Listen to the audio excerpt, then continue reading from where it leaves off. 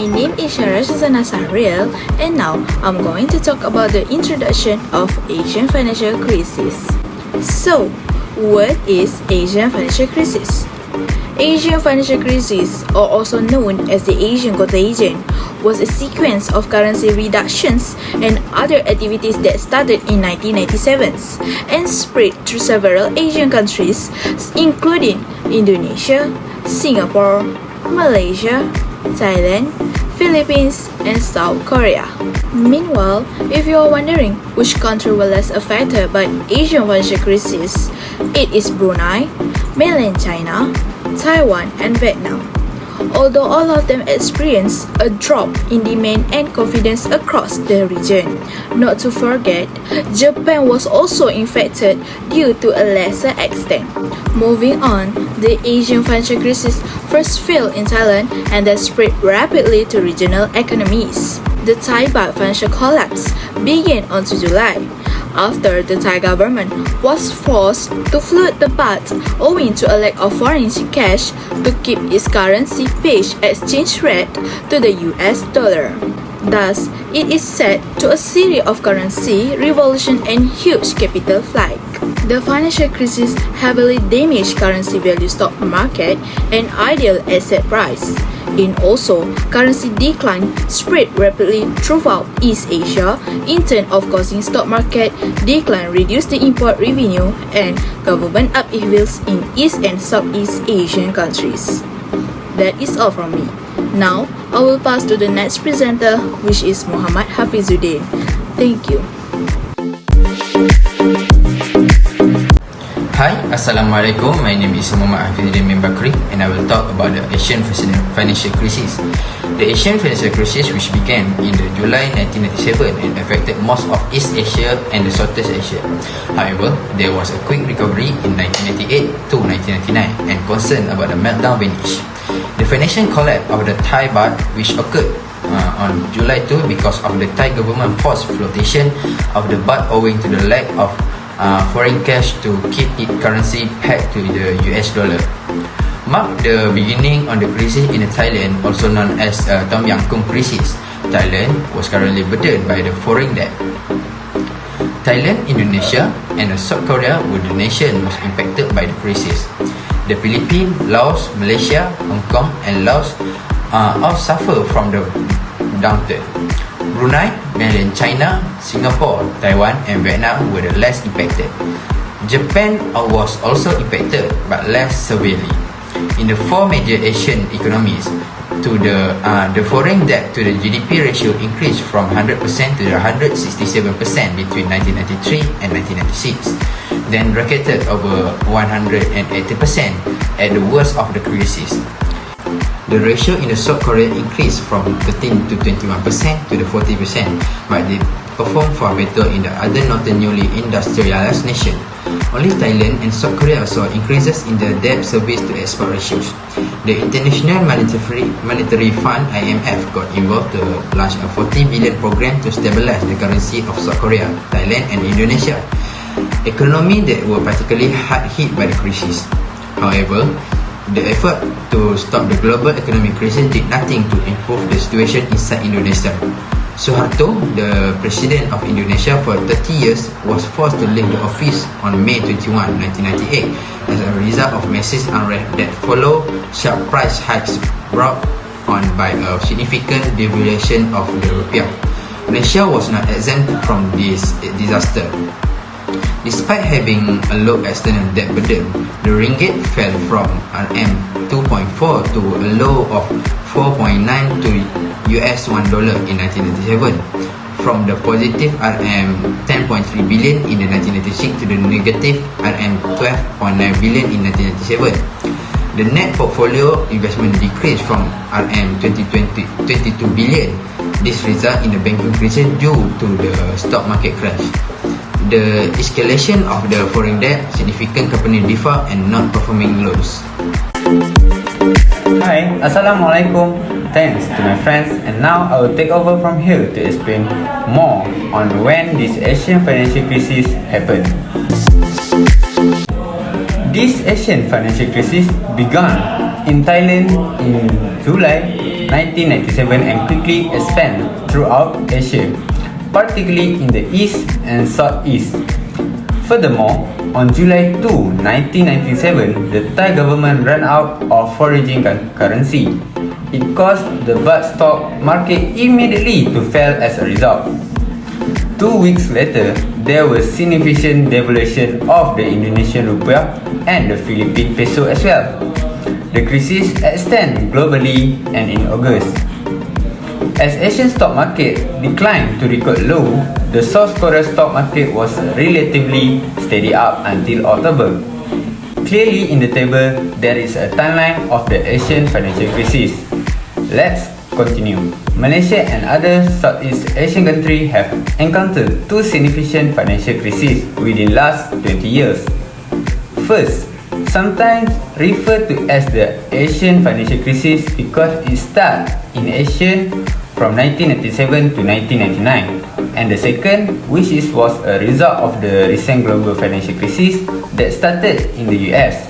Second point, tell furthermore about the Federal Reserve that increased the interest rate against inflation in the middle of the 1990s after the United States emerged from recession.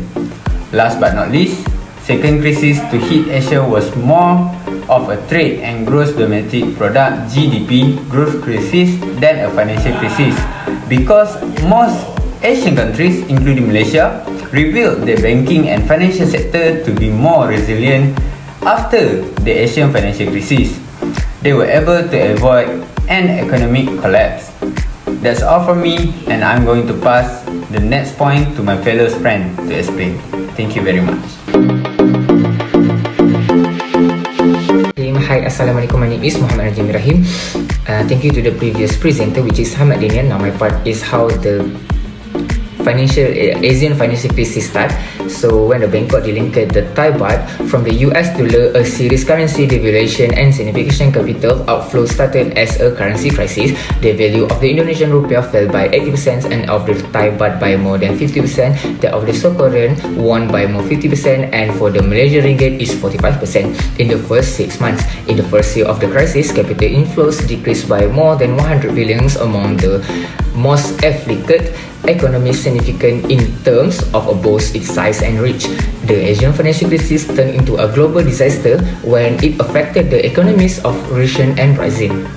The financial crisis of Asia has broad implications, even though the crisis 1997 and 1998 is typically referred to as a financial or economic catastrophe.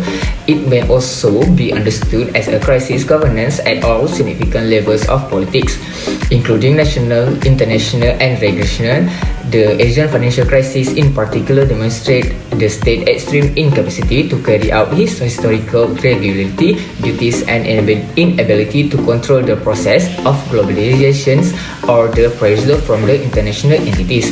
Although Malaysia's short-term capital restrictions were largely successful containing the country crisis and garnered attention for Prime Minister Mahathir bin Mohamad ability to turn off the IMF style reform, most state inability to do so brought attention to the loss of government controls and broad erosion of the state power. Most illustrative was the situation of Indonesian where Suharto, who had ruled Indonesian politics for more than 30 years, was overthrown as a result of governmental errors and an economic crisis turned into a political one. The debates on the causes of the financial crisis involve opposing and frequently heated interpretation from those who believe the crisis had domestic as well as foreign roots. The function of the developmental state in East Asian growth and received a lot of attention in the wake of the economic crisis. Now, I would like to present about how it's recovered. So, the economic recovery of the majority of the crisis nation has been faster than many experts predicted. The negative possibility that emerged during the height of the difficulties were avoided. Macroeconomics management has been critical in strengthening external policy and stabilizing financial market and facilitating an early return to growth. While all the Asian crisis nations still have a substantial unfinished structural reform agenda, government attempts to address these challenges have contributed to the successful recovery.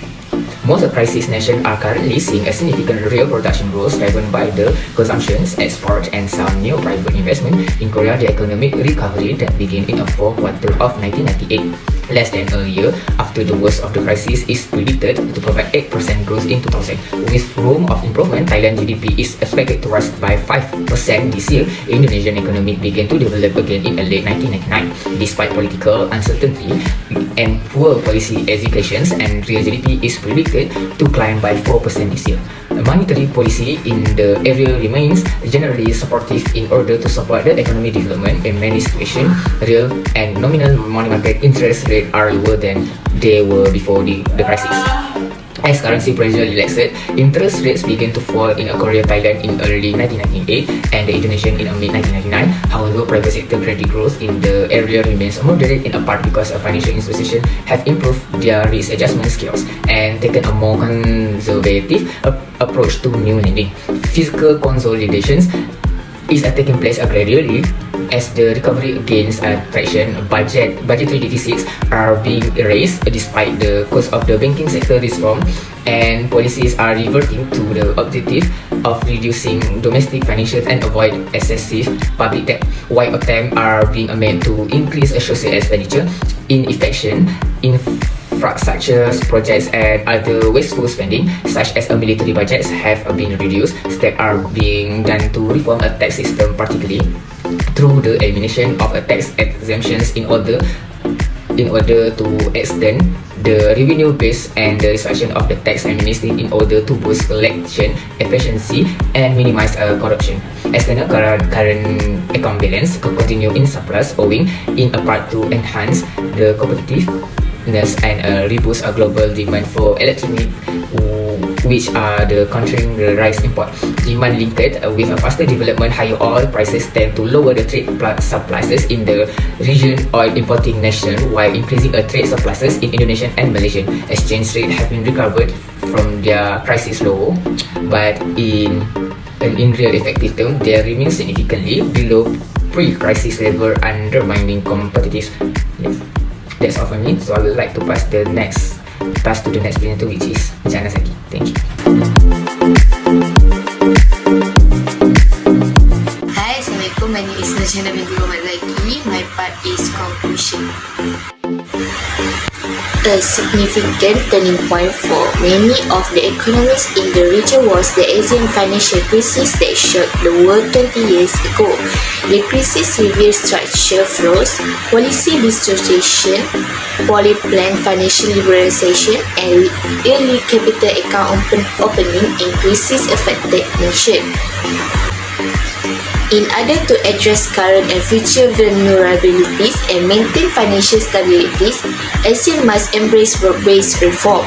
Thailand, Indonesia, and South Korea not only did it experience a self-recession, but none of the economies recovered their besides true. The increased risk result from ongoing risk in private sector debt, dollar-denominated debt, and non-performing loans in various growing Asian nations, all of which are accompanied with considerable obstacles. Financial markets and institutions are becoming more linked, opening up new ways to cause global shock with more dramatic global financial cycle. Crisis nations are returning to policy and the new post-crisis management that we are all that different from those in place at the start of crisis, with responsibilities squarely placed on domestic individuals. The liberalization of the financial sector through new institutions and credit policy, no trade restrictions are implemented to harm the current account, and capital movement are still free, and Indonesia resume its customary conservative budget measure. Thank you.